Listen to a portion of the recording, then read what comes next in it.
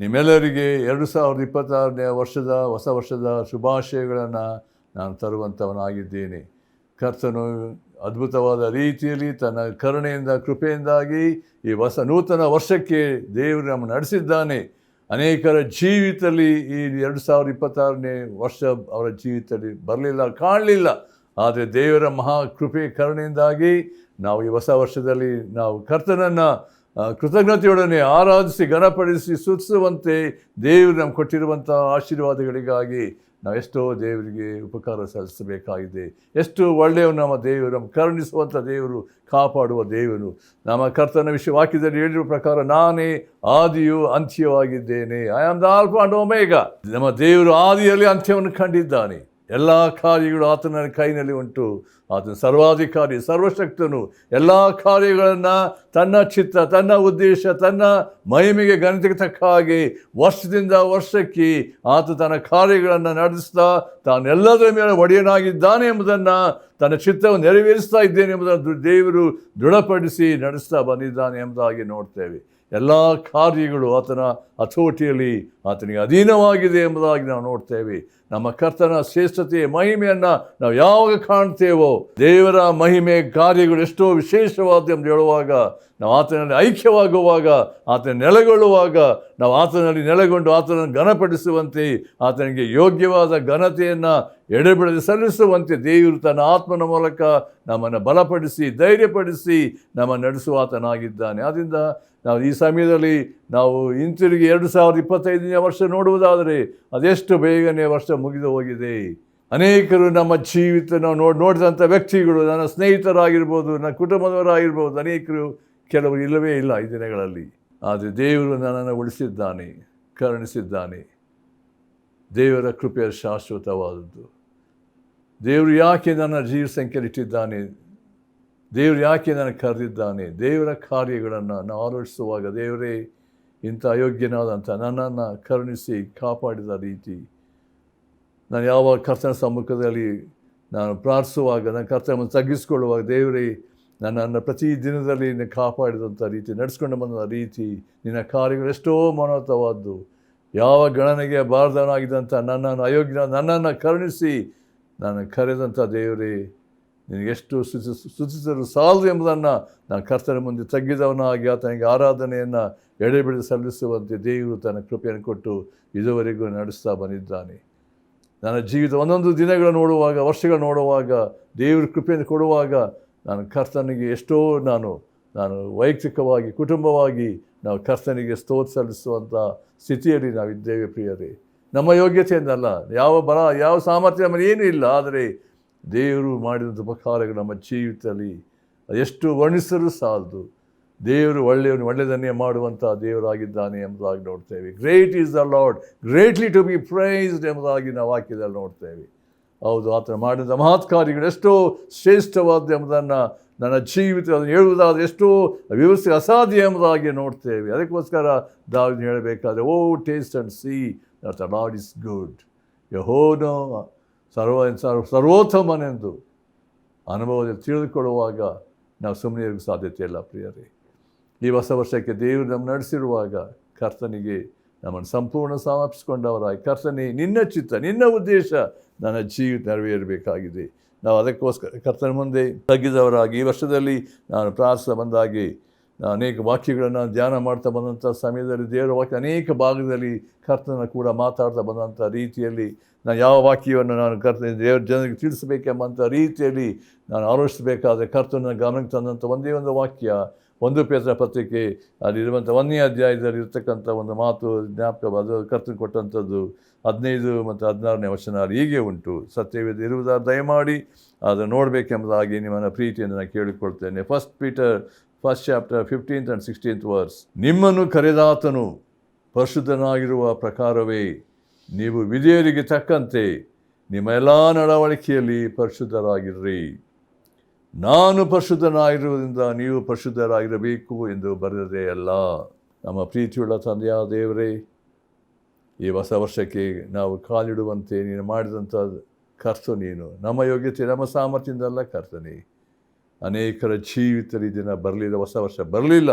ಆದರೆ ನೀನು ನಮ್ಮನ್ನು ಕರುಣಿಸಿ ಉಳಿಸಿ ಕರ್ತನೇ, ನಿನ್ನ ಸನ್ನಿಧಾನದಲ್ಲಿ ನಾವು ಬರುವಾಗ ತಗ್ಗಿದವರಾಗಿ ದಿನತಿಯುಳ್ಳವರಾಗಿ ನಮ್ಮನ್ನು ಸಮರ್ಪಿಸಿಕೊಂಡು ಕರ್ತನೇ, ನಿನ್ನ ಕೃಪೆಯಲ್ಲಿ ನಾವು ಬೆಳೆಯುವಂತೆ, ಜೀವಿಸುವಂತೆ, ಮಯಪಡಿಸುವಂತೆ ದೇವರಿಗೆ ಕೊಟ್ಟಿರುವಂಥ ಕೃಪೆಗಾಗಿ ಸ್ತೋತ್ರ. ಈ ಕಾರ್ಯಕ್ರಮವನ್ನು ಕೇಳುವಂಥ ಎಲ್ಲ ಪ್ರಿಯರಿಗಾಗಿ ಸ್ತೋತ್ರಪ್ಪ. ದೇವರೇ, ಅನೇಕ ಸಮಯಗಳಿಂದ ಅನೇಕ ನಮ್ಮ ಪ್ರಿಯರು ಈ ಕಾರ್ಯಕ್ರಮವನ್ನು ಕೇಳ್ತಿದ್ದಾರೆ, ನೋಡ್ತಿದ್ದಾರೆ. ಒಂದೊಂದು ಕುಟುಂಬಗಳನ್ನು, ವ್ಯಕ್ತಿಗಳನ್ನು, ಸಭೆಯನ್ನು ನಿನಗೆ ಅರ್ಪಿಸ್ತೇನಪ್ಪ. ಒಬ್ಬೊಬ್ಬರ ಜೀವಿತದಲ್ಲಿ ನೀನು ಕೃಪೆ ತೋರಿಸಿ ನಡೆಸಿದ್ದಿ. ಕಷ್ಟದಲ್ಲಿ, ಕೊರತೆಯಲ್ಲಿ, ಸಮಸ್ಯೆಯಲ್ಲಿ, ಚಿಂತೆಯಲ್ಲಿ, ಬಾಧೆಯಲ್ಲಿ, ರೋಗದಲ್ಲಿ ದೇವರೇ ಅವ್ರನ್ನ ಕೈ ಬಿಡಲಿಲ್ಲಪ್ಪ. ನೀನು ಅವರನ್ನು ಕರುಣಿಸಿದ್ದಿ, ಆರೋಗ್ಯ ಕೊಟ್ಟಿದ್ದಿ, ಬಲಪಡಿಸಿದ್ದಿ, ಸಂತೈಸಿದ್ದಿ. ಇದಕ್ಕಾಗಿ ಸ್ತೋತ್ರಪ್ಪ. ಕರ್ತನೇ, ಈ ಸಮಯದಲ್ಲಿ ಕರ್ತನೇ, ಈ ಹೊಸ ವರ್ಷಕ್ಕೆ ಕಾಲಿಟ್ಟಿರುವಾಗಲೂ ನೀನು ಆಶೀರ್ವಾದಕ್ಕಾಗಿ ನಾವು ಬೇಡ್ತೇವೆ. ಕರ್ತನೇ, ಒಬ್ಬೊಬ್ಬರನ್ನು ಬಲಪಡಿಸು, ಧೈರ್ಯಪಡಿಸು, ಕುಟುಂಬಗಳನ್ನು ಬಲಪಡಿಸು. ಎಲ್ಲ ಸಮಸ್ಯೆಗಳಿಂದ ಬಿಡುಗಡೆ ಮಾಡಿ ನಡೆಸುವಾತನು ಇಮ್ಯಾನ್ಯುಯಲ್, ನಾನು ನಿಮ್ಮ ಜೊತೆ ಇರುತ್ತೇನೆ ಎಂಬುದಾಗಿ ಹೇಳಿದಂಥ ಕರ್ತನು. ಹೌದು ಕರ್ತನೇ, ನಿನ್ನ ಮಧ್ಯೆ ಇದ್ದಿ ಎಂಬುದನ್ನು ದೃಢಪಡಿಸಿಕೊಂಡವರಾಗಿ ನಿನ್ನನ್ನೇ ನಾವು ನೋಡುತ್ತಾ ಕರ್ತನೇ, ನಿನ್ನ ಮಹಿಮೆಗಾಗಿ ಜೀವಿಸುವಂತೆ ನಡೆಸು. ಕರ್ತನೇ, ನಿನ್ನ ಕೃಪೆಯಿಂದ ನನ್ನನ್ನು ಇದುವರೆಗೆ ವರ್ಷಕ್ಕೆ ನಡೆಸಿದ್ದಿ. ಈ ಒಂದು ಕರ್ತನೆ ಟಿ ವಿ ಮೂಲಕವಾಗಿ ವಾಕ್ಯಗಳನ್ನು ತಿಳಿಸುವಂಥ ಒಂದು ಭಾಗ್ಯವನ್ನು ನನ್ನ ಪಾಲಿಗೆ ಕೊಟ್ಟಿದ್ದಿ. ಅನೇಕರು ಇದ್ರ ಮೂಲಕ ಆಶೀರ್ವಾದ ಹೊಂದುವಂತೆ ನೀನು ಮಾಡಿದ್ದಿ. ಇದಕ್ಕಾಗಿ ಸ್ತೋತ್ರಪ್ಪ. ನೀನು ಮಾಡಿದೆಲ್ಲ ಮೋಪಕಾರಗಳಿಗಾಗಿ ಸ್ತೋತ್ರಪ್ಪ. ಈ ಸಮಯದಲ್ಲಿ ನಿನ್ನ ವಾಕ್ಯ ಮೂಲಕ ಬಲಪಡಿಸಿ ನಡೆಸಬೇಕೆಂದು ಯೇಸು ಕ್ರಿಸ್ತನ ಹೆಸರಿನಲ್ಲಿ ಬೇಡಿಕೊಳ್ತೇನೆ ತಂದೆಯೇ, ಆಮೇನ್. ಪ್ರಿಯರೇ, ನಾವು ಓದಿದಂಥ ಈ ವಾಕ್ಯ ಭಾಳ ಒಂದು ವಿಶೇಷವಾದಂಥ, ಒಂದು ಗಂಭೀರವಾದಂಥ, ನನ್ನ ದೇವರು ಯಾರಾಗಿದ್ದಾನೆ ಎಂಬಂಥ ಸ್ಪಷ್ಟವಾದಂಥ ತಿಳುವಳಿಕೆ, ಜ್ಞಾನ ಇಲ್ಲಿ ಪೇತ್ರನು ಅದನ್ನು ಅರಿತು ಆತ ಬರೆಯುವಂಥ ಸಮಯದಲ್ಲಿ ಭಾಳ ಸ್ಪಷ್ಟವಾದ ರೀತಿಯಲ್ಲಿ ತಿಳಿಯಪಡಿಸಿದ್ದಾನೆ. ನಿಮ್ಮನ್ನು ಕರೆದ ಆತನು ಪರಿಶುದ್ಧನಾಗಿರುವ ಪ್ರಕಾರವೇ ನಿಮ್ಮ ಎಲ್ಲ ನಡವಳಿಕೆಯಲ್ಲಿ ವಿಧೇಯರಿಗೆ ತಕ್ಕಂತೆ ಏನಂತೆ ನಡವಳಿಕೆಯಲ್ಲಿ ಪರಿಶುದ್ಧರಾಗಿರ್ರಿ. ನಾನು ಪರಿಶುದ್ಧನಾಗಿರುವುದರಿಂದ ನೀವು ಪರಿಶುದ್ಧರಾಗಿರಬೇಕು. ಇಲ್ಲಿ ದೇವರ ಸ್ವಭಾವ, ಗುಣಲಕ್ಷಣ ಏನೆಂಬುದನ್ನು ಇಲ್ಲಿ ತರುವಂಥ ಸಮಯದಲ್ಲಿ ನಾನು ದೇವರಿಂದ ಕರೆಯಲ್ಪಟ್ಟಿರೋ ಪ್ರಕಾರ ನಾನು ಹೇಗಿರಬೇಕೆಂಬುದನ್ನು ಇಲ್ಲಿ ಪೇತ್ರನು ತಿಳಿಸುವಂಥ ಸಮಯದಲ್ಲಿ ದೇವರ ವಾಕ್ಯದ ಸ್ಪಷ್ಟವಾದ ತಿಳುವಳಿಕೆ ಈ ವರ್ಷದ ಪ್ರಾರಂಭದಲ್ಲಿ ನಾವು ಅದನ್ನು ಸ್ಪಷ್ಟವಾಗಿ ತಿಳ್ಕೊಂಡು ನಾವು ಹೇಗೆ ನನ್ನ ಜೀವಿತ ಇಡೀ ಮುಂದಿನ ಎಲ್ಲ ದಿನಗಳು, ವರ್ಷಗಳು ಹೀಗೆ ವರ್ಷದಲ್ಲಿ ಕಳೆಯಬೇಕಾದರೆ ನಮಗಿರಬೇಕಾದ ಪ್ರಜ್ಞೆ, ನಮಗಿರಬೇಕಾದ ಸ್ಪಷ್ಟವಾದಂಥ ಆಲೋಚನೆ, ಎಲ್ಲ ಸಂಗತಿಗಳಲ್ಲಿ ನನ್ನ ದೇವರು ಆತನು ಯಾರಾಗಿದ್ದಾನೆ ಎಂಬಂಥ ಒಂದು ಸ್ಪಷ್ಟವಾದಂಥ ತಿಳುವಳಿಕೆ, ಜ್ಞಾನಯುಕ್ತರಾಗಿ ನನ್ನ ಎಲ್ಲ ಕಾರ್ಯಗಳಲ್ಲಿ ನಂಬಿಗಸ್ತರಾಗಿ ನಾವು ಜೀವಿಸಬೇಕಾದಂಥ, ದೇವರಿಗೆ ಸಮರ್ಪಕವಾದ ಜೀವಿಸಬೇಕಾದ ಜವಾಬ್ದಾರಿಕೆ ದೇವರು ನಮಗೆ ಕೊಟ್ಟಿದ್ದಾನೆ. ಈ ವಾಕ್ಯದ ಭಾಗದಲ್ಲಿ 3 ಪ್ರಾಮುಖ್ಯವಾದ ವಿಷಯಗಳನ್ನು ನಾವು ಆಲೋಚಿಸಬೇಕೆಂಬುದಾಗಿದ್ದೇನೆ. ಅಲ್ಲಿ ಮೊದಲನೇದಾಗಿರ್ತಕ್ಕಂಥ ಒಂದು ಸಂಗತಿ ಏನಂದರೆ, ನಿಮ್ಮನ್ನು ಕರೆದಾತನು ಪರಿಶುದ್ಧನಾಗಿರೋ ಪ್ರಕಾರವೇ. ನಿಮ್ಮನ್ನು ಕರೆದಾತನು ಯಾರಾಗಿದ್ದಾನೆ ಎಂಬುದಾಗಿ ಗಮನಿಸ್ರಿ. ನನ್ನನ್ನು ಕರೆದಾತನು, ನಿನ್ನನ್ನು ಕರೆದಾತನು ಯಾರಾಗಿದ್ದಾನೆ, ಆತನ ಘನತೆಗೆ ತಕ್ಕಾಗಿ ಜೀವಿಸಬೇಕಾದ ರೀತಿ ಮೊದಲನೇ ವಿಷಯ. ಎರಡನೇದಾಗಿ, ನೀವು ವಿಧಿಯರಿಗೆ ತಕ್ಕಂತೆ ನಿಮ್ಮ ಎಲ್ಲ ನಡವಳಿಕೆಯಲ್ಲಿ ಏನಂತೆ ಪರಿಶುದ್ಧರಾಗಿರ್ರಿ.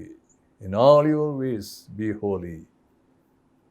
ಮೂರನೇದಾಗಿ, ಕರ್ತನು ಹೇಳಿರುವ ತಾನು ಪ್ರಕಟಿಸಿಕೊಂಡಿರುವ ಸಂಗತಿಯಲ್ಲಿ ನಾನು ಪರಿಶುದ್ಧನಾಗಿರುವುದರಿಂದ ನೀವು ಪರಿಶುದ್ಧರಾಗಿರಬೇಕು. ಭಾಳ ಗಂಭೀರವಾದಂಥ ಒಂದು be holy as I am holy. ಕರ್ತನ ಸನ್ನಿಧಾನದಲ್ಲಿ ಎಲ್ಲ ಸಂಗತಿಗಳು ನಾವು ಇದನ್ನು ಆಲೋಚಿಸಬೇಕಾದರೆ, ಕರ್ತನೇ ನಿನ್ನ ವಾಕ್ಯದ ಸತ್ಯತೆಯಲ್ಲಿ ನಾನು ಜೀವಿಸಬೇಕಾದಂಥ ರೀತಿ, ಶೈಲಿ, ನನ್ನ ಜವಾಬ್ದಾರಿಕೆಯಲ್ಲಿ ನಂಬಿಗಸ್ತನಾಗಿರುವಂಥ ಕೃಪೆ ಕೊಡು. ಮೊದಲನೇ ವಿಷಯಕ್ಕೆ ಬರೋಣ. ಇರುವಂಥ ಸಂಗತಿ, ನಿಮ್ಮನ್ನು ಕರೆದಾತನು ಯಾರಾಗಿದ್ದಾನೆ. ದೇವರ ಕರೆಯುವಿಕೆ ನಮ್ಮ ನೋಡಬೇಕಾದ್ರೆ ಆತನು ಕರೆಯುವಂಥ ರೀತಿ, ಆತನು ಮಾತಾಡಿದ ರೀತಿ, ಆತನ ಧ್ವನಿ, ಆತನು ಎಂಥ ಒಂದು ಶ್ರೇಷ್ಠವಾದಂಥ ಅಧಿಕಾರವುಳ್ಳವನಾಗಿ ದೇವರು ನಮ್ಮ ಕರೆದಂಥ ರೀತಿಯಲ್ಲಿ ಆತನ ಮಹತ್ವ, ಘನತೆ ಮಾತ್ರವಲ್ಲ, ಆತನು ತನ್ನ ಸರ್ವಾಧಿಕಾರವುಳ್ಳವನಾಗಿ ಇಂಥ ಅಲ್ಪನಾದಂಥ ನನ್ನನ್ನು ಗಣನೆಗೆ ಬಾರದವನಂತ ನನ್ನನ್ನು ಆತನು ಕರೆದಿದ್ದಾನೆ ಎಂಬುದಾಗಿ ಹೇಳಬೇಕಾದ್ರೆ, ನಮ್ಮನ್ನು ಆರಿಸ್ಕೊಂಡಿದ್ದಾನೆ ಎಂಬುದಾಗಿ ಹೇಳಬೇಕಾದ್ರೆ ಅದೆಷ್ಟೋ ದೇವರಿಗೆ ಸ್ತೋತ್ರ ಸಲ್ಲಿಸಬೇಕಾದ ಸಂಗತಿ. ಪ್ರಿಯರೇ, ದೇವರು ಎಲ್ಲರನ್ನೂ ಕರೆಯಲಿಲ್ಲ ಆ ರೀತಿಯಲ್ಲಿ. ಇಲ್ಲಿ ಇಲ್ಲಿ ಪವಿತ್ರವನ್ನು ತರುವಂಥ ಸಂಗತಿಯಲ್ಲಿ ನಿಮ್ಮನ್ನು ಕರೆದಾತನು ಅಂತೇಳಿ ಆ ಸಭೆಯ ದೇವರ ಜನರನ್ನು ಸಂಬೋಧಿಸಿ ಆತ ಹೇಳಬೇಕಾದರೆ ಈ ಸಮಯದಲ್ಲಿ ಈ ವಾಕ್ಯ ಕೇಳುವಾಗ ದೇವರು ನನ್ನನ್ನು ಯಾವ ರೀತಿ ಕರೆದಿದ್ದಾನೆ, ಯಾವ ರೀತಿಯಲ್ಲಿ ನಾನು ಆರಿಸಿಕೊಂಡಿದ್ದಾನೆ, ದೇವರ ಕರೆಯುವಿಕೆ ಯಾವುದು ನೋಡಬೇಕಾದ್ರೆ ನನ್ನ ಯೋಗ್ಯತೆಯಿಂದ ಅಲ್ಲ, ನಾ ಒಳ್ಳೆಯವನು, ನಾ ಒಳ್ಳೆಯ ಕುಟುಂಬದವನು, ನನ್ನ ಯೋಗ್ಯತೆ ಯಾವುದು ಅಲ್ಲ. ದೇವರು ತನ್ನದೇ ಆದಂಥ ರೀತಿಯಲ್ಲಿ ತನ್ನ ಆಲೋಚನೆಗೆ ತಾನು ಯಾರನ್ನು ಕರುಣಿಸಿದರು, ಯಾರನ್ನು ಕಠಿಣಪಡಿಸಿ ಎಲ್ಲೋ ಆತನ ಇಷ್ಟಾನುಸಾರವಾಗಿ ಉಂಟು ಎಂಬುದಾಗಿ ಹೇಳಬೇಕಾದ್ರೆ ಇಲ್ಲಿ ದೇವರು ನಮ್ಮನ್ನು ಕರೆಯುವಂಥ ರೀತಿಯಲ್ಲಿ ನೋಡುವಾಗ ಅನೇಕ ವಿಷಯ ನೋಡ್ತೇವೆ. ನಮ್ಮ ಮೊದಲನೇದಾಗಿ ದೇವರು ಅಬ್ರಾಮನ ಕರೆದಂಥ ರೀತಿಯಲ್ಲಿ ವಿಗ್ರಹಾರಾಧಕನಾಗಿದ್ದಂಥವನು, ಊರ್ ದೇಶದಲ್ಲಿದ್ದಂಥವನು. 12ನೇ ಅಧ್ಯಾಯದಲ್ಲಿ ಆದಿಕಾಂಡ ನೋಡುವಾಗ ದೇವರು ಅಬ್ರಾಮನನ್ನು ಕರೆದಂಥ ರೀತಿಯಲ್ಲಿ ನೀನು ನಿನ್ನ ಸ್ವಂತ ಬಳಗವನ್ನು ಸ್ವಂತ ಮನೆಯನ್ನು ಬಿಟ್ಟು ನಾನು ತೋರಿಸೋ ದೇಶಕ್ಕೆ ಹೋಗು. God called him, just he obeyed, he went. ಮೋಶೆಯನ್ನು ಕರೆದಂಥ ರೀತಿಯಲ್ಲಿ ನಾವು ನೋಡ್ತೇವೆ. ದೇವರು ಮೋಶೆಯನ್ನು ಕರೆಯುವಾಗ ಆತನು ಎಂಥ ಒಂದು ಸ್ಥಿತಿಯಲ್ಲಿ ಇದ್ದನು ಎಂಬುದಾಗಿ ನೋಡ್ತೇವೆ. ಆ ಪದೇ ಬೆಳೆದು ಬೆಂಕಿ ಉರಿತಾ ಇದ್ದಾರೆ, ಸುಟ್ಟು ಹೋಗಿಲ್ಲ.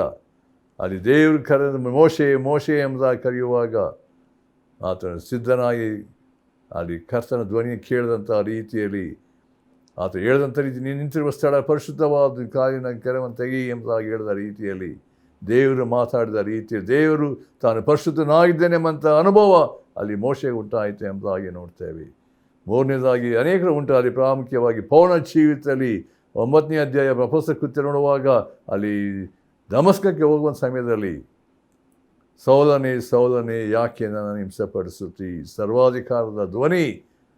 ಅಲ್ಲಿ ಸೌಲನು ದೇವಜನರನ್ನು ಎಲ್ಲ ಏನು ಮಾಡಬೇಕಂತೆ ಸೆರೆಯಲ್ಲಿ ಹಿಡಿದು ತರಬೇಕೆಂಬಂಥ ರೀತಿಯಲ್ಲಿ ಮಹಾಯಾಜಕನಿಂದ ಅಪ್ಪಣೆ ತೆಗೆದುಕೊಂಡು ಹೋಗ್ತಿದ್ದ ಅಂಥ ರೋಷವುಳ್ಳವನಾಗಿ ಹೋಗ್ತಿದ್ದಾನೆ.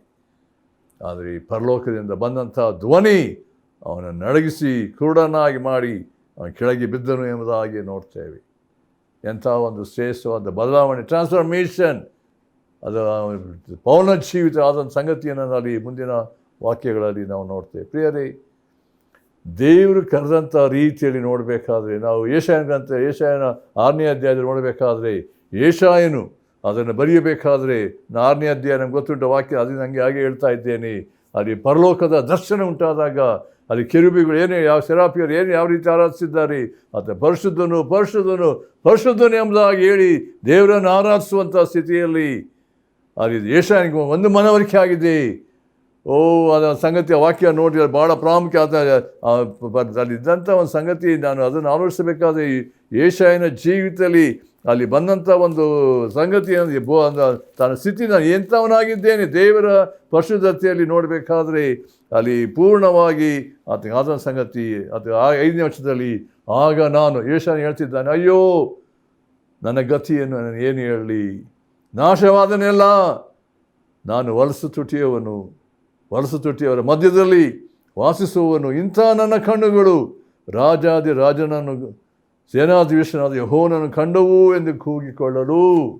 ನೋಡ್ರಿ, ದೇವರ ಮಹಿಮೆ, ದೇವರ ಪ್ರಭಾವ, ಆತನ ಪರಲೋಕದ ದರ್ಶನ ಏಷಾಯನಿಗೆ ಉಂಟಾದಾಗ ಅವನು ಬಂದಂಥ ಸಂಗತಿ, ನಾನು ಎಂಥ ಹೊಲಸು ತುಟಿ ಮಧ್ಯೆ ವಾಸ್ತಾ ತನ್ನ ಅಶುದ್ಧ ತನ್ನ ಪಾಪದ ದುರಾವಸ್ಥೆಯನ್ನು ಅರಿಕೆ ಮಾಡುವಾಗ ಮುಂದೆ ನೋಡ್ತೇವೆ. ಸೆರಾಫಿಯರಲ್ಲಿ ಅವನು ಏನು ದೇವರ ವಾಕ್ಯ 6ನೇ ವರ್ಷದಲ್ಲಿ ನೋಡಬೇಕಾದ್ರೆ ಆ ಯಜ್ಞವೇದಿಯನ್ನು ತಾನು ತಂಡಸಲ್ಲಿ ತೆಗೆದ ಕೆಂಡವನ್ನು ಕೈಯಲ್ಲಿ ಹಿಡಿದುಕೊಂಡು ನನ್ನ ಬಳಿಗೆ ಹಾರಿ ಬಂದು ನನ್ನ ಬಾಯಿಗೆ ಮುಟ್ಟಿಸಿ, ಇಗೋ ಇದು ನಿನ್ನ ತುಟಿಗಳಿಗೆ ತಗುಲಿತು, ನಿನ್ನ ದೋಷವು ನೀಗಿತು, ನಿನ್ನ ಪಾಪಕ್ಕೆ ಪ್ರಾಯಶ್ಚಿತವಾಯಿತು ಅಂದನು. ಅಲ್ಲಿ ಆದಂಥ ಒಂದು ಸನ್ನಿವೇಶ ಸಂಗತಿ ನೋಡುವಾಗ ಮುಂದಿನ ವಾಕ್ಯ, ಯಾವನನ್ನು ಕಳಿಸಲಿ, ದೇವರ ಧ್ವನಿ, ಇಗೋ ನಾ ಇದ್ದೇನೆ, ನಾನು ಕಳಿಸು ಎಂಬ ರೀತಿಯಲ್ಲಿ ದೇವರ ಪರಿಶುದ್ಧತೆಯ ಪ್ರಜ್ಞೆ ಏಷಾಯನಿಗೆ ಉಂಟಾದಾಗ ಸಂಪೂರ್ಣವಾಗಿ ಇಮಿಡಿಯೇಟ್ ಏನಂತ ಹೇಳಿದ್ರೆ ಅವನಲ್ಲಿ ಬಂದಂಥದ್ದು ಏನಂದರೆ, ಇಗೋ ನಾನಿದ್ದೇನೆ, ಕಳಿಸು, ನಿನ್ನ ಪಾಪ ನೀಗಿತು, ಶುದ್ಧವಾದೇನು ಎಂಬ ರೀತಿ ನೋಡುವಾಗ ದೇವರ ಧ್ವನಿಗೆ ನಾನು ಯಾವ ರೀತಿಯಲ್ಲಿ ನಾನು ಅವಿಧೇಯನಾಗುವುದಿಲ್ಲ ಎಂಬಂಥ ರೀತಿಯಲ್ಲಿ ಏಷಾಯನು ತನ್ನನ್ನು ಸಂಪೂರ್ಣವಾಗಿ ಪ್ರತಿಷ್ಠಿಸಿಕೊಂಡಂಥವನಾಗಿ ದೇವರ ಮುಂದೆ ತಗ್ಗಿಸಿಕೊಂಡಂಥವನಾಗಿ ದೇವರ ಧ್ವನಿಗೆ ಕಿವಿಗೊಟ್ಟನು ಎಂಬುದಾಗಿ ನೋಡ್ತೇವೆ. ಪ್ರಿಯರೇ, ದೇವರ ವಾಕ್ಯದ ಅನೇಕ ಭಾಗದಲ್ಲಿ ನೋಡುವಾಗ ನಾವು ವಿಶೇಷವಾಗಿ ದೇವರ ಕರೆಯುವಿಕೆ, ದೇವರ ಸನ್ನಿಧಾನ ಬರುವಾಗ ಅಲ್ಲಿ ದೇವದೂತರಲ್ಲಿದ್ದಂಥ ಒಂದು ಸಂಗತಿ ಎಷ್ಟು ಮಟ್ಟಿಗೆ ಆರಾಧಿಸಿದ್ದಾರೆ ಎಂಬುದಾಗಿ ನಾವು ನೋಡುವಾಗಲೂ ದೇವರ ಕಾರ್ಯಗಳು ಎಷ್ಟೋ ವಿಶೇಷವಾಗಿ ನಮ್ಮ ಜೀವಿತಕ್ಕೆ ಬರುವಾಗ ದೇವರ ಆ ಒಂದು ಪ್ರತ್ಯೇಕತೆ ಅಲ್ಲಿರುವಂಥದ್ದು, ದೇವರು ಪರಿಶುದ್ಧರು ಅಂತ ಹೇಳಬೇಕಾದ್ರೆ ಎಲ್ಲರಿಂದ ಪ್ರತ್ಯೇಕವಾಗಿದ್ದಾನೆ, ಪಾಪದ ಸಂಗತಿ ಯಾವುದಿಲ್ಲ ಎಂಬುದಾಗಿ ನೋಡ್ತೇವೆ. ಅಲ್ಲಿ ನೋಡುವಾಗ ನನ್ನ ಜೀವಿತದಲ್ಲಿ ನಾವು ಕರ್ತನನ್ನು ಕರೆದಿರುವಾಗ, ಕರ್ತನನ್ನು ನಾನು ಆರಿಸ್ಕೊಂಡಿರಬೇಕಾದ್ರೆ, ನಾನು ಸೇವಿಸುವಂಥ ದೇವರ ಮುಂದೆ ನಾನು ನಡ್ಕೊಳ್ಳಬೇಕಾದ ರೀತಿಯಲ್ಲಿ ನನ್ನ ಭಾವ, ನನ್ನ ಎಲ್ಲ ಕಾರ್ಯಗಳು ಯೋಗ್ಯವಾಗಿರಬೇಕೆಂಬಂಥ ಸ್ಥಿತಿಯನ್ನು ದೇವರು ನಮಗೆ ತಿಳಿಯಪಡಿಸಿದ್ದಾನೆ. ಹೌದು, ದೇವರ ಮಹಿಮೆಯನ್ನು ಕಂಡಂಥ ವ್ಯಕ್ತಿಗಳ ಜೀವಿತದಲ್ಲಿ ಅವರು ಎಷ್ಟರ ಮಟ್ಟಿಗೆ ಅವರು ದೇವರಿಗೆ ನಂಬಿಗಸ್ತರಾಗಿ ಜೀವಿಸಿದರು ಎಂಬುದಾಗಿ ನಾವು ನೋಡ್ತೇವೆ. ಅದರಿಂದ ಈ ಸಮಯದಲ್ಲಿ, ಈ ವರ್ಷದ ಪ್ರಾರಂಭದಲ್ಲಿ ನಾವು ತಿಳ್ಕೊಳ್ಬೇಕಾದಂಥ ಒಂದು ಭಾಳ ಪ್ರಾಮುಖ್ಯವಾದ ವಿಷಯ, ದೇವರು ನನ್ನ ಕರೆದಾತನು ಪರಿಶುದ್ಧನಾಗಿರುವಾಗ ನನ್ನ ಜೀವಿತ ದೇವರ ಕರೆಯುವಿಕೆಯನ್ನು ಜ್ಞಾಪಿಸ್ಕೊಳ್ಳೋಣ. ಯಾವಾಗ ನನ್ನ ಕರ್ತನ ಕರೆದಿದ್ದಾನೆ, ನನ್ನ ಸ್ಥಿತಿ, ನನ್ನ ಆಲೋಚನೆಗಳು, ನಾವು ಎಂಥ ದುರಾವಸ್ಥಿತಂಥವ್ರು, ಆದರೆ ದೇವರು ನನ್ನ ವರ್ಷದಿಂದ ವರ್ಷಕ್ಕೆ ನಾನು ಕರೆದು ನಮ್ಮ ನಡೆಸ್ತಾ ಬಂದಿರುವಾಗ ಅದಕ್ಕೋಸ್ಕರ ನಾವು ಪೇತ್ರನ ಪತ್ರಿಕೆಯಲ್ಲಿ ಅದೊಂದು ಮಾತನ್ನು ನಾವು ಅದನ್ನು ಆಲೋಚಿಸಬೇಕಾದ್ರೆ ಅಲ್ಲಿ ಪೇತ್ರನ ಭಾಳ ವಿಶೇಷವಾದಂಥ ಒಂದು ಮಾತನ್ನು ತಿಳಿಯಪಡಿಸ್ತಾನೆ. ನೋಡಿ, 2ನೇ ಪೇತ್ರನ ಪತ್ರಿಕೆ 1ನೇ ಅಧ್ಯಾಯ 10ನೇ ವರ್ಷದಲ್ಲಿ ನಾವು ನೋಡ್ತೇವೆ. ಆದ್ದರಿಂದ ಸಹೋದರರೇ, ದೇವರು ನಿಮ್ಮನ್ನು ಕರೆದುದನ್ನು ಆದುಕೊಂಡದ್ದನ್ನು ದೃಢಪಡಿಸಿಕೊಳ್ಳುವುದಕ್ಕೆ ಮತ್ತಷ್ಟು ಪ್ರಯಾಸ ಪಡಿರಿ. ಹೀಗೆ ನೀವು ಮಾಡಿದರೆ ಎಂದಿಗೂ ಎಡುವುದಿಲ್ಲ ಮತ್ತು ನಮ್ಮ ಕರ್ತನೂ ರಕ್ಷಕನೂ ಆಗಿರುವ ಯೇಸು ಕ್ರಿಸ್ತನ ನಿತ್ಯ ರಾಜ್ಯದಲ್ಲಿ ಪ್ರವೇಶಿಸುವ ಹಾಗೆ ದೇವರು ನಿಮಗೆ ಧಾರಾಳವಾಗಿ ಅನುಗ್ರಹಿಸುವನು. ಈ 2026ನೇ ವರ್ಷದಲ್ಲಿ ದೇವರು ನಮಗೆ ಕರೆದಿದ್ದಾನೆ.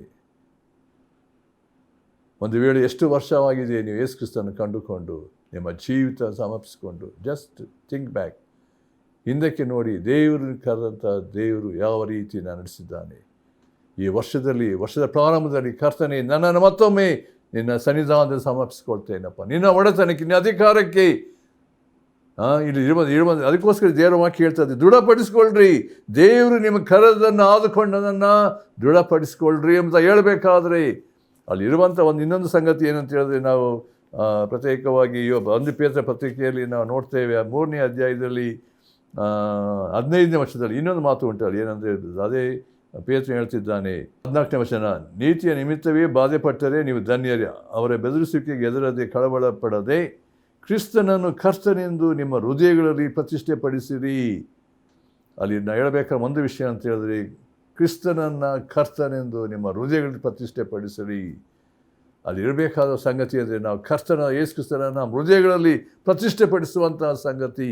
12ನೇ ಅಧ್ಯಾಯ ರೋಮಾಪುರ ಪತ್ರಿಕೆ 12:1 ಆಲೋಚನೆ ಮಾಡಿದ್ದೇವೆ. ಏನಂದರೆ ನಾವು ಕರ್ತನಿಗೆ ಸಮರ್ಪಿಸಲ್ಪಟ್ಟಂಥ ಒಂದು ಜೀವಿತ, ನಮ್ಮ ದೇಹಗಳು. ಅದಕ್ಕೋಸ್ಕರ ನಾವು ಪ್ರತ್ಯೇಕವಾಗಿ ನಾವು 1 ಥೆಸಲೋನಿಕ ಪತ್ರಿಕೆಯಲ್ಲಿ ಕೂಡ ಅದನ್ನು ನಾವು ನೋಡಬೇಕಾದ್ರೆ 23ನೇ ವರ್ಷದಲ್ಲಿ, ಶಾಂತಿದಾಯಕನಾದ ದೇವರು ತಾನೇ ನಿಮ್ಮನ್ನು ಪರಿಪೂರ್ಣವಾಗಿ ಪವಿತ್ರ ಮಾಡಲಿ, ನಮ್ಮ ಕರ್ತನಾದ ಯೇಸು ಕ್ರಿಸ್ತನು ಪ್ರತ್ಯಕ್ಷನಾಗುವಾಗ ನಿಮ್ಮ ಆತ್ಮ ಪ್ರಾಣ ಶರೀರಗಳು ದೋಷವಿಲ್ಲದೆ ಸಂಪೂರ್ಣವಾಗಿ ಕಾಣಿಸುವಂತೆ ಕಾಪಾಡಲ್ಪಡಲಿ. ನಿಮ್ಮನ್ನು ಕರೆಯುವವನು ನಂಬಿಗಸ್ತನು. ಗಮನಿಸ್ರಿ, ಆತನು ತನ್ನ ಕಾರ್ಯವನ್ನು ಸಾಧಿಸುವನು. ಆತ ನಂಬಿಗಸ್ತನು, ಕರೆದಾತ ನಂಬಿಗಸ್ತನು. ಅದಕ್ಕೆ ಪೌಲನು ಹೇಳಬೇಕಾದ್ರೆ ತಿಮೋಥಿ ಪತ್ರಿಕೆಯಲ್ಲಿ, I know whom I believed, ನಾನು ಕರೆದಾತ ನಂಬಿಗಸ್ತನು, ಆತನನ್ನು ನಡೆಸ್ತಾನೆ ಎಂಬಂಥ ಒಂದು ಸ್ಪಷ್ಟವಾದಂಥ ಒಂದು ಏನಂತ ಹೇಳಿದ್ರೆ ನಂಬಿಕೆ, ಬಲ, ಧೈರ್ಯ ತನ್ನ 1ನೇ ಅಧ್ಯಾಯ 1 ತಿಮೋಥಿ 1:13 ಹೇಳ್ತಾನೆ, ನನ್ನನ್ನು ಆತನು ನಂಬಿಗಸ್ತನೆಂದು ಎಣಿಸಿ ತನ್ನ ಸೇವೆಗೆ ನೇಮಿಸಿಕೊಂಡದಕ್ಕಾಗಿ ನಾನು ಆತನಿಗೆ ಸ್ತೋತ್ರ ಸಲ್ಲಿಸ್ತೇನೆ ಎಂಬುದಾಗಿ. ಎಂಥ ಒಂದು ಶ್ರೇಷ್ಠವಾದಂಥ ಒಂದು ಆಲೋಚನೆಯನ್ನು ಅಲ್ಲಿ ನಾವು ಪ್ರತ್ಯೇಕವಾಗಿ ಪೌಲನು ಆತ ಹೇಳುವಂಥ ಸ್ಥಿತಿಯನ್ನು ನಾವು ನೋಡ್ತಾ ಇದ್ದೇವೆ. ಇನ್ನೊಂದು ವಾಕ್ಯ ನಾವು ನೋಡ್ತಾ ಇಷ್ಟಪಡ್ತೇನೆ. 2ನೇ ತಿಮೋಥಿ 1ನೇ ಅಧ್ಯಾಯ 12ನೇ ವಚನ, ನಾನು ನಂಬಿರುವ ಆತನನ್ನು ಬಲ್ಲೆನು, ಆತನು ತನ್ನ ವಶದಲ್ಲಿಟ್ಟಿರುವುದನ್ನು ಆತನು ಆ ದಿನಕ್ಕಾಗಿ ಕಾಪಾಡುವುದಕ್ಕೆ ಶಕ್ತನಾಗಿದ್ದಾನೆಂದು ದೃಢವಾಗಿ ನಂಬಿದ್ದೇನೆ ಎಂಬುದಾಗಿ ಹೇಳ್ತಿದ್ದಾನೆ. ಇದು ಅನೇಕ ಸಂಗತಿಗಳು ಉಂಟು. ನಮ್ಮ ದೇವರು ಕರೆದಂಥ ದೇವರು ಎಂಥ ನಂಬಿಗಸ್ತನಾಗಿದ್ದಾನೆ, ಎಂಥ ರೀತಿ ನಡೆಸ್ತಾನೆ ಎಂಬ ರೀತಿಯಲ್ಲಿ ನಾವು ನೋಡುವಾಗ ನಾವು ಕರ್ತನಿಗೆ ಎಷ್ಟೋ ವಸ್ತುವನ್ನು ಸಲ್ಲಿಸಬೇಕು. ನಾನು 2ನೇ ವಿಷಯಕ್ಕೆ ಬರೋಣ. ಅನೇಕ ಸಂಗತಿ ಉಂಟು, ಆದರೆ ನನಗೆ ಹೆಚ್ಚು ಸಮಯ ಇಲ್ಲ. ಅಲ್ಲಿ 2ನೇ ವಿಷಯದಲ್ಲಿ ಬರುವಾಗ ಅಲ್ಲಿ ಹೀಗೆ ಹೇಳ್ತಾ ಇದೆ, ನೀವು ವಿಧೇಯರಿಗೆ ತಕ್ಕಂತೆ ನಿಮ್ಮೆಲ್ಲ ನಡವಳಿಕೆಯಲ್ಲಿ ಏನಾಗಿರ್ಬೇಕಂತೆ, ಪರಿಶುದ್ಧರಾಗಿರ್ರಿ. ದೇವರ ಉದ್ದೇಶ ಪ್ರಿಯರೇ, ನಾವು ಲೋಕಕ್ಕೆ ಅಂಟಿಕೊಳ್ಕೂಡ್ದು. ಲೋಕವನ್ನು ಅದನ್ನು ಹಗೆ ಮಾಡಿ ಅದಕ್ಕೋಸ್ಕರ ಒಂದು ಯೋಹಾನ 2:15 ಲೋಕವನ್ನಾಗಲಿ ಲೋಕವನ್ನಾಗಲಿ ಪ್ರೀತಿಸಬೇಡ್ರಿ. ಯಾವನಾದರೂ ಲೋಕವನ್ನು ಪ್ರೀತಿಸಿದರೆ ತಂದೆಯ ಮೇಲಿನ ಪ್ರೀತಿ ಅವನಲ್ಲಿಲ್ಲ ಎಂಬುದಾಗಿ ಸ್ಪಷ್ಟವಾಗಿ ಹೇಳುವ ಸಂಗತಿಗಳು. ಯಾಕೋಬ ಪತ್ರಿಕೆ ನೋಡಬೇಕಾದ್ರೆ ಈ ಲೋಕ ಸ್ನೇಹ ದೇವ ವೈರ್ಯಂ ತಿಳಿಯೋದೋ ಎಂಬುದಾಗಿ ನಾವು ನೋಡ್ತೇವೆ. ದೇವರ ಉದ್ದೇಶ ನಮ್ಮ ನಡವಳಿಕೆ. ನೀವು ಇಂದಿನ ಕಾಲದಲ್ಲಿ ಏನಾಗಿದ್ದೀರಿ? ಕತ್ತಲೆಯಲ್ಲಿ ಇದ್ದೀರಿ. ಆದರೆ ಈಗ ಕ್ರಿಸ್ತನಲ್ಲಿ ಬೆಳಕಾಗಿದ್ದೀರಿ, ಬೆಳಕಿನವನ್ನು ಧರಿಸಿಕೊಳ್ಳ್ರಿ ಎಂಬುದಾಗಿ ಎಫೆಸ ಪತ್ರಿಕೆ ನಾವು 5ನೇ ಅಧ್ಯಾಯದಲ್ಲಿ ನೋಡ್ತೇವೆ. ಆದ್ದರಿಂದ ಈ ಹೊಸ ವರ್ಷದಲ್ಲಿ ನಮ್ಮ ಜೀವಿತ ಇರಬೇಕಾದಂಥ ಒಂದು ಸಂಗತಿ ಏನಂತ ಹೇಳಿದ್ರೆ, ನಮ್ಮ ಎಲ್ಲ ನಡವಳಿಕೆಯಲ್ಲಿ, ನನ್ನ ಮಾತಿನಲ್ಲಿ, ನನ್ನ ಆಲೋಚನೆಯಲ್ಲಿ, ನನ್ನ ಎಲ್ಲ ಕಾರ್ಯಗಳಲ್ಲಿ ನಾನು ಯೇಸು ಕ್ರಿಸ್ತನ ಸಾರೂಪ್ಯಕ್ಕೆ ಬಂದಂಥವರಾಗಿ, ಕರ್ತನಲ್ಲಿ ನೆಲೆಗೊಂಡವರಾಗಿ, ಕರ್ತನ ವಾಕ್ಯದಲ್ಲಿ ನೆಲೆಗೊಂಡು ನಾವು ಕರ್ತನಲ್ಲಿ ಮಗ್ನರಾಗಿ ಜೀವಿಸಬೇಕಾಗಿದೆ. ಈ ದೇವರ ಉದ್ದೇಶ ಅಂತ ಹೇಳಿದ್ರೆ ನಾವು ಕರ್ತನ ಸಾರೂಪ್ಯಕ್ಕೆ ಬಂದಂಥವರಾಗಿ, ಕರ್ತನ ಆತ್ಮನಿಂದ ನಡೆಸಲ್ಪಟ್ಟವರಾಗಿ ಜೀವಿಸಬೇಕಾಗಿದೆ. ಅದಕ್ಕೋಸ್ಕರ ಪೌಲನು ಪದೇ ಹೇಳಿದಂಥ ಮಾತು, be filled with the holy spirit. ಈ ಪವಿತ್ರಾತ್ಮ ಭರಿತರಾಗಿ ಜೀವಿಸಿರಿ. ನಮ್ಮ ಜೀವಿತ ಈ ಲೋಕದಲ್ಲಿ ನನ್ನ ನಡವಳಿಕೆ ಎಲ್ಲ ಕಾರ್ಯಗಳು ದೇವರ ಸಮರ್ಪಕವಾದಂಥ ರೀತಿಯಲ್ಲಿ ಜೀವಿಸಬೇಕಾದರೆ, ಆತ್ಮನಿಗೆ ಅನುಸಾರವಾದ ರೀತಿಯಲ್ಲಿ, ಆತ್ಮನ ಬಲದಲ್ಲಿ ಜೀವಿಸಬೇಕಾಗಿದೆ. ಅದಕ್ಕೋಸ್ಕರ ಎಫೆಸ ಪತ್ರಿಕೆ 6ನೇ ಅಧ್ಯಾಯ 10ನೇ ವಚನ, ಕಡೆಯ ಮಾತಿನ ಸಹೋದರಿ, ನೀವು ಕರ್ತನ ಅತ್ಯಧಿಕವಾದ ಶಕ್ತಿಯನ್ನು ಆಶ್ರಯಿಸಿಕೊಂಡು ಬಲಗೊಳ್ಳ್ರಿ ಎಂಬುದಾಗಿ ನಾವು ನೋಡ್ತೇವೆ. ಅದರಿಂದ 2 ಕೊರಿಂಥ 7ನೇ ಅಧ್ಯಾಯ 1ನೇ ವಚನದಲ್ಲಿ ಒಂದು ಮಾತು ಉಂಟು. ಅದು ಬಹಳ ಪ್ರಾಮುಖ್ಯವಾದ ಸಂಗತಿ. 2 ಕೊರಿಂಥ 7:1 ಹೀಗೆ ಉಂಟು. ಏನಂದರೆ, ಪ್ರಿಯರೇ, ಈ ವಾಗ್ದಾನಗಳು ನಮಗಿರುವುದರಿಂದ ನಾವು ಶರೀರಾತ್ಮಗಳ ಕಲ್ಮಶವನ್ನು ತೊಲಗಿಸಿ ನಮ್ಮ ಶುಚಿ ಮಾಡಿಕೊಂಡು ದೇವರ ಬಯಲಿಂದ ಕೂಡಿದವರಾಗಿ ಪವಿತ್ರತ್ವವನ್ನು ಸಿದ್ಧಿಗೆ ತರುವುದಕ್ಕೆ ಪ್ರಯತ್ನಿಸೋಣ. ಪ್ರಿಯರೇ, ಇದು ಮಾಡಬೇಕು, ನಮ್ಮ ಜವಾಬ್ದಾರಿಕೆ.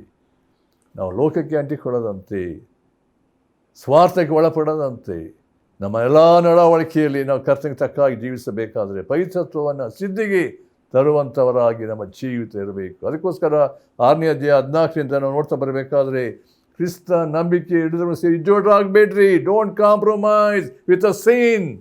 ಈ ಲೋಕದ ಸನ್ನಿವೇಶ ಸಂಗತಿಗಳು ನೋಡುವಾಗ ಸೈತಾನ ನಾನಾ ರೀತಿಯಲ್ಲಿ ನಮ್ಮನ್ನು ಪ್ರೇರೇಪಿಸುವ ಸಂಗತಿಗಳು, ಕಾರ್ಯಗಳು, ಅಟ್ಯಾಕ್ ಮೇಲೆ ಅಟ್ಯಾಕ್ಗಳು ಬರುವ ಸಾಧ್ಯತೆ ಉಂಟು.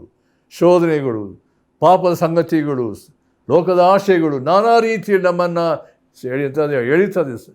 ಆದರೆ ಒಂದು ರೋಮಪುರ ಪತ್ರಿಕೆ 6ನೇ ಅಧ್ಯಾಯದ ಪ್ರಕಾರ, ಪಾಪದ ಪಾಲಿಗೆ ಸತ್ತಿದ್ದೇನೆ, ಲೋಕದ ಪಾಲಿಗೆ ಸತ್ತಿದ್ದೇನೆ, ನಾ ಯೇಸು ಕ್ರಿಸ್ತನೊಡನೆ ಜೀವಿಸ್ತಾ ಇದ್ದೇನೆ, ನಾ ಯೇಸು ಕ್ರಿಸ್ತನ ಶಿಲುಬೆ ಮೇಲೆ ಹಾಕಿಸ್ಕೊಂಡಿದ್ದೇನೆ, ಇನ್ನು ಜೀವಿಸ್ತು ನಾನಲ್ಲ ಕ್ರಿಸ್ತನ ಜೀವಿಸ್ತಾನೆ ಎಂಬಂಥ ಆ ಒಂದು ಪ್ರತ್ಯೇಕವಾದಂಥ ಒಂದು ಭಾವದಲ್ಲಿ, ಜ್ಞಾನದಲ್ಲಿ, ನಾವು ಕರ್ತನಲ್ಲಿ ಆ ಪುನರುತ್ಥಾನದ ಶಕ್ತಿಯ ಬಲದಲ್ಲಿ ನಾವು ಜೀವಿಸಬೇಕಾಗಿದೆ. ಪ್ರಿಯರೇ, ಈ ಮುಂದಿನ ದಿನಗಳಲ್ಲಿ, ಈ ವರ್ಷದಲ್ಲಿ ನಾವು ಕರ್ತನ ಕೃಪೆಯನ್ನು ಆಶ್ರಯಿಸಿ, ಕರ್ತನೇ ಇನ್ನು ಜೀವಿಸು ನಾನಲ್ಲ ಕ್ರಿಸ್ತನ ಜೀವಿಸ್ತಾನೆ ಎಂಬಂಥ ಆ ಕ್ರೂಶಿಸಲ್ಪಟ್ಟಂಥ ಅನುಭವದಲ್ಲಿ ನಾವು ಜೀವಿಸಬೇಕಾಗಿದೆ. 3ನೇದಾಗಿರುವಂಥ ಸಂಗತಿ, ಕರ್ತನು ಹೇಳುವಂಥ ಮಾತಿಲ್ಲಿ ದೇವರ ವಾಕ್ಯ ಹೇಳುವಂಥದ್ದು, ನಾನು ಪರಿಶುದ್ಧನಾಗಿರುವುದು, ನೀವು ಪರಿಶುದ್ಧರಾಗಿರಬೇಕು. ಪದೇ ನಾವು ಆದಿಕಾಂಡದಿಂದ ಪ್ರಕಟಣೆಯವರೆಗೆ ನೋಡಬೇಕಾದ್ರೆ ದೇವರು ಹೇಳುವಂಥ ಸಂಗತಿ, ನಾನು ಪರಿಶುದ್ಧನಾಗಿದ್ದೇನೆ.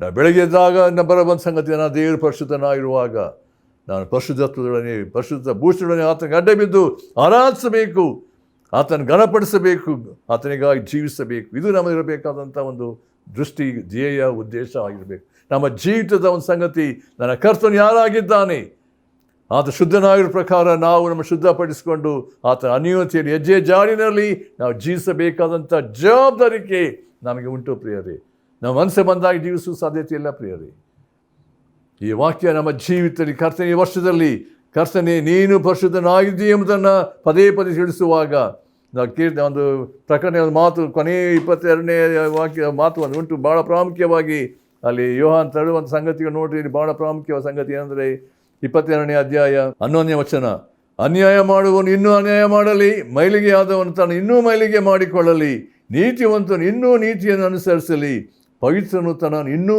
ಪವಿತ್ರ ಮಾಡಿಕೊಳ್ಳಲಿ. 12ನೇ ವಚನ ಭಾಳ ಪ್ರಾಮುಖ್ಯವಾದದ್ದು, ಇಗೋ ಬೇಗ ಬರುತ್ತೇನೆ, ನಾನು ಪ್ರತಿಯೊಬ್ಬನಿಗೆ ಅವನವನ ನಡತೆಯ ಪ್ರಕಾರ ಕೊಡತಕ್ಕ ಪ್ರತಿಫಲವೂ ನನ್ನ ಕೈಯಲ್ಲಿ ಅದೇ. ಎಂಥ ಒಂದು ಶ್ರೇಷ್ಠವಾದಂಥ ಸಂಗತಿ, ಪವಿತ್ರನು ತಾನು ಇನ್ನೂ ಪವಿತ್ರ ಮಾಡಿಕೊಳ್ಳಲಿ. ನನ್ನ ದೇವರು ಎಂಥವನಾಗಿದ್ದಾನೆ. ದೇವರ ಸ್ಪಷ್ಟವಾದ ತಿಳುವಳಿಕೆ ನಮಗೆ ಯಾವಾಗ ಉಂಟಾಗ್ತದೆ, ದೇವರ ಪ್ರಜ್ಞೆ, ದೇವರ ಜ್ಞಾನ, ತಿಳುವಳಿಕೆ ನಮ್ಮಲ್ಲಿ ಬರುವಾಗ ನಾವು ಎಲ್ಲ ವಿಷಯದಲ್ಲಿ ಯೋಸೇಫನು ಯವನಸ್ಥಾನದ ಯೋಸೇಫನು ಹೇಳಿದಂಥ ಒಂದು ಮಾತು, ಪಾಪಕ್ಕೆ ಪ್ರೇರೇಪಿಸುವ ಸಂದರ್ಭದಲ್ಲಿ ಆತ ಹೇಳ್ತಾನೆ, ಇಂಥ ದುಷ್ಕೃತ್ಯವನ್ನು ನಡೆಸಿ ದೇವರ ವಿರುದ್ಧವಾಗಿ ಹೇಗೆ ಪಾಪ ಮಾಡಲಿ, ಪಾಪದಿಂದ ಓಡಿ ಹೋದಂಥ ಒಂದು ಸಂಗತಿ. ನಮ್ಮ ಜೀವಿತ ದೇವರ ಪ್ರಜ್ಞೆ ಪ್ರಿಯರೇ, ದೇವರ ಪ್ರಸನ್ನತೆ, ದೇವರ ಸಾನ್ನಿಧ್ಯ. 133ನೇ ಕೀರ್ತನೆ, ನಾವು ಕೂತುಕೊಳ್ಳುವುದು, ಆಲೋಚಿಸುವುದು, ಮಲಗುವುದು, ಹೋಗುವ ಎಲ್ಲ ಕಾರ್ಯಗಳನ್ನು ದೇವರು ನಮ್ಮ ನೋಡ್ತಿದ್ದಾನೆ, ಗಮನಿಸ್ತಿದ್ದಾನೆ. ಯಾವಾಗ ನಮ್ಮಲ್ಲಿ ದೇವರ ಪ್ರಜ್ಞೆ ಬರ್ತದೋ, ನಾವು ಪಾಪ ದಿಸೆಯಿಂದ ಎಲ್ಲ ಲೋಕ ಸಂಗತಿಗಳಿಂದ ಪ್ರತ್ಯೇಕವಾಗಿ ನನ್ನ ದೇವರಿಗೆ ತಕ್ಕಾಗಿ ಜೀವಿಸುವುದಕ್ಕೆ ಆತ ಪರಿಶುದ್ಧನಾಗಿರುವುದರಿಂದ ನನ್ನ ಜೀವಿತದ ಎಲ್ಲ ವಿಷಯದಲ್ಲಿ, ನನ್ನ ಹೃದಯದಲ್ಲಿ, ನನ್ನ ಮಾತಿನಲ್ಲಿ, ನನ್ನ ಆಲೋಚನೆಯಲ್ಲಿ ನನ್ನ ಕರ್ತನಿಗೆ ಸಮರ್ಪಕವಾದ ಜೀವಿತವನ್ನು ಜೀವಿಸಿ ಆತನನ್ನೇ ಮೆಚ್ಚಿಸಬೇಕು. ಇದು ನಮ್ಮ ಜೀವಿತದಲ್ಲಿ ಏನಾಗಿರ್ತದೆ, ಧ್ಯೇಯವಾಗಿರ್ತದೆ, ಗುರಿಯಾಗಿರ್ತದೆ. ಕರ್ತನ ಆ ರೀತಿ ನಮ್ಮನ್ನು ಬಲಪಡಿಸಲಿ.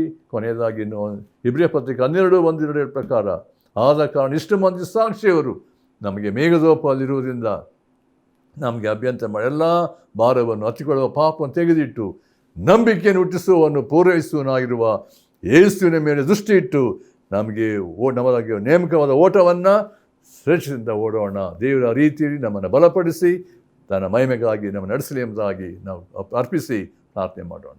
ನಮ್ಮ ಪ್ರೀತಿಯುಳ್ಳ ತಂದೆಯಾದ ದೇವರೇ, 2026ನೇ ವರ್ಷಕ್ಕೆ ಕಾಲಿಡುವಂತೆ ಮಾಡಿದಂಥ ದೇವರೇ, ನಾನು ಪರಿಶುದ್ಧನಾಗಿರು, ನೀವು ಪರಿಶುದ್ಧರಾಗಿರಬೇಕೆಂಬ ಹೇಳಿದಂಥ ಕರ್ತನೆ, ಈ ದಿನಗಳಲ್ಲಿ ನನ್ನ ಜೀವಿತ, ಪ್ರತಿಯೊಬ್ಬರ ಜೀವಿತದಲ್ಲಿ ನಾವು ಪರಿಶುದ್ಧಾತ್ಮ ಭೂಷಣಗಳಿಗೆ ಅಡ್ಡ ಬಿದ್ದು ಆರಾಧಿಸ್ತಾ, ಗಣಪಡಿಸ್ತಾ, ನಿನ್ನನ್ನು ಮಯಪಡಿಸುವಂತೆ, ಇತರೆ ಪ್ರಕಟಿಸುವಂತೆ, ದೇವರಿನ ಭರಣಕ್ಕಾಗಿ ಸಿದ್ಧಪಡಿಸಿಕೊಳ್ಳುವಂತೆ ನಮ್ಮ ಒಬ್ಬೊಬ್ಬರನ್ನು ಬಲಪಡಿಸು. ಕೇಳಿದಂಥ ಒಂದೊಂದು ವಾಕ್ಯ ಒಬ್ಬೊಬ್ಬರ ಜೀವಿತದಲ್ಲಿ, ಕುಟುಂಬಗಳಲ್ಲಿ, ಸಭೆಯಲ್ಲಿ ಕಾರ್ಯ ಮಾಡಪ್ಪ.